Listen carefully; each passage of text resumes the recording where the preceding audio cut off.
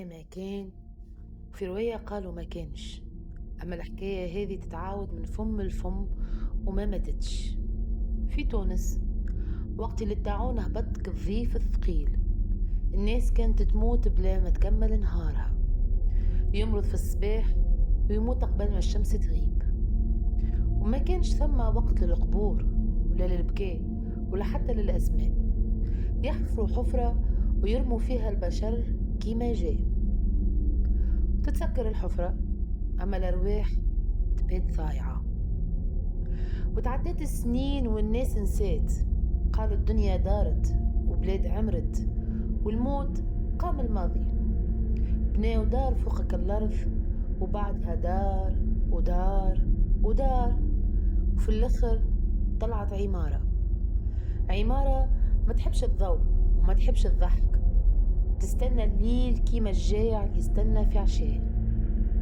قالوا عليها دار الطاعون، وقالوا زادة الدار هذه ما تسكنهاش الدار تختارك. وكانت كل ما يدخل لها ساكن تبدأ العلامات، الحجر يسخن بلا شمس والحيوط تعرق هابط منها ماء أكحل كدم قديم. وفي نص الليل يتسمع صوت كأنه شكون قاعد ياكل في حاجة ما تتشافش.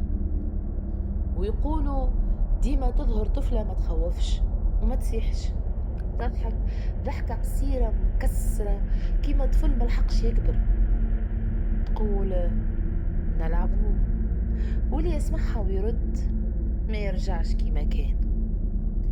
الشيوخ كانوا يقولوا دار الطاعون تتغذى باللي ما تحكيش عليهم، باللي ماتوا فجأة بلا وداع بلا صلاة بلا اسم، وتحب الساكن اللي يحملهم يتفكرهم ويكملهم. ويقولوا مرة جاء راجل غلبوا الفقر وسكن فيها، عاش ليلة ليلتين وفي الثالثة فهم وهرب، أما خرج بنص روح، شعره شاب وعينيه تشوف اللي ما يتشافش. ولليوم في تونس كانت تتعدى بالليل قدام دار قديمة وتسمع شكون يناديك باسمك ما تردش، قول أنا ميت، وخلي الدار تكمل جوحها من غيرك.